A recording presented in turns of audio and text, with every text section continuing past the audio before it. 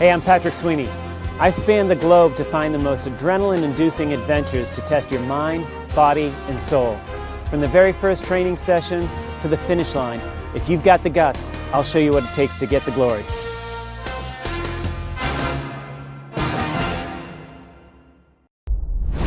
Alaska, one of the most rugged spots on Earth, is host to the longest, coldest ultra-endurance event in the world, the Iditarod Trail Invitational, or ITI for short. Every year, hundreds of athletes apply to be selected as one of just 40 adventurers to risk their lives across 350 miles of Alaskan wilderness in the dead of winter.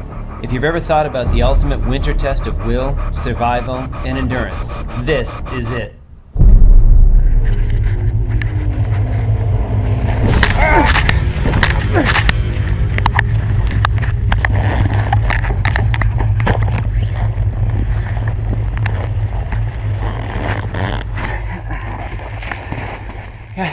The worst thing about the trail has been these moose tracks. It's like trying to navigate a minefield. If you hit them, my front tire sinks in, and then I'm sinking in. But my bigger concern for tonight, as now we're switching to night and we'll go to lights for the trail, is I took a nasty spill and I lost my main lamp that mounts on my handlebars. So I don't know what the trail is going to be like with just the headlamp. It's going to be pretty bad when things start to get dark. I just hope that when it gets dark, I won't have to bivvy someplace because I can't see the trail. That's the biggest fear. If I have to bivvy someplace, gosh, I'll lose 12 hours because there's no moon tonight.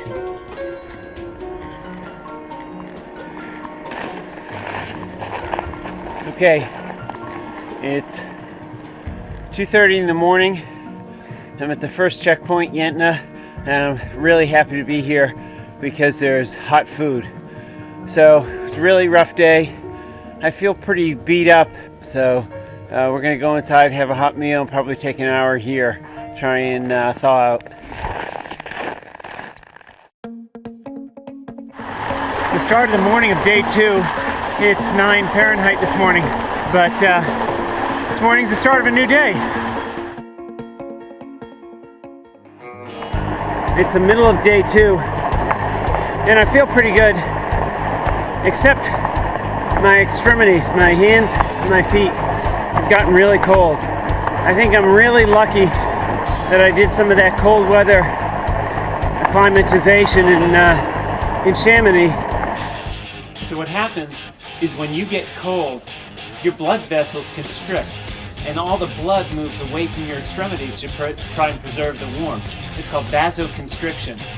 What can happen is just the opposite through training. There's something called the hunter's effect, where actually warm blood flows to the extremities, and that helps keep the dexterity and keeps the warmth in the fingers. What I'm trying to do out here in this weather with either the kettlebell or walking barefoot is teach my body and teach my blood vessels to vasodilate, to get bigger and to increase blood flow into my extremities.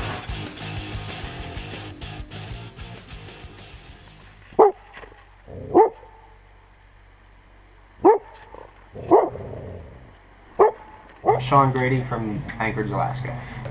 This is my 5th time. And your best advice to someone doing this? Don't take it so seriously. Relax.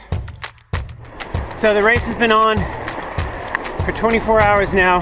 I've gotten nearly 2 hours of sleep and have eaten at least 18,000 calories. So every time we came into a stop, tried to get a big meal. And there are some other guys, a couple guys who have done this race a few times, who have some other interesting dietary practices. Every opportunity you get during the race, my other piece of advice would be to have some beer.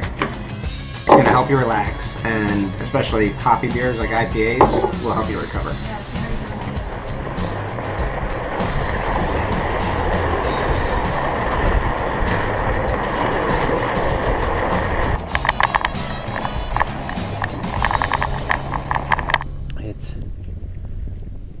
It is minus 30 centigrade.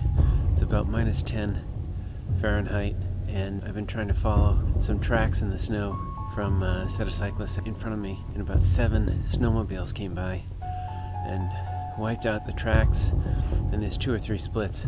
So now I've got to make the decision where to go because the tracks are completely wiped out. This would be a really good time for a GPS.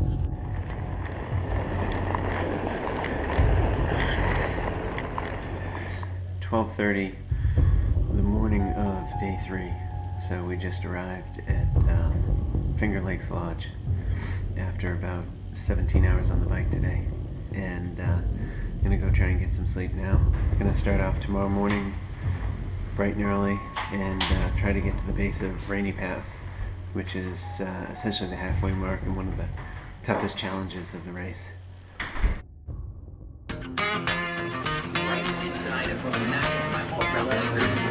How are you?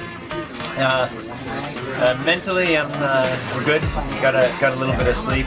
Physically beat up, and it's a lot Sausage hash browns? A lot colder than I thought it would be. Just getting a start this morning. Stiff, for sure. A little bit stuffed up. It's still about minus 30. We've had a bunch of people already drop out. Some because of temperatures, some injured. Whoa. Oh.